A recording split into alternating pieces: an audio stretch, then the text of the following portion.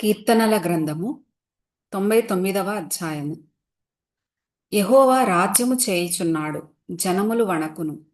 ఆయన కెరూబుల మీద ఆసీనుడై ఉన్నాడు, భూమి కదలును.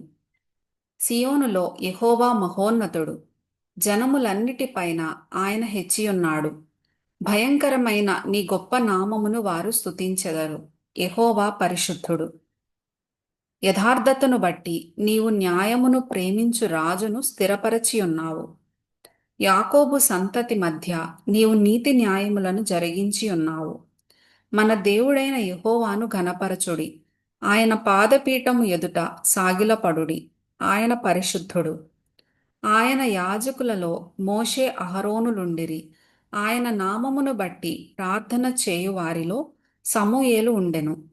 వారు యెహోవాకు మొర్రపెట్టగా ఆయన వారికుత్తరమిచ్చెను. మేఘస్తంభములో నుండి ఆయన వారితో మాటలాడెను. వారు ఆయన శాసనములను అనుసరించిరి.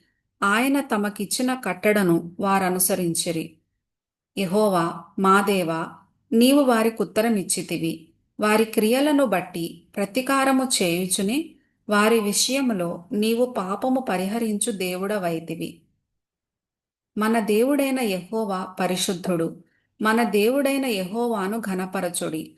ఆయన పరిశుద్ధ పర్వతము ఎదుట సాగిలపడుడి.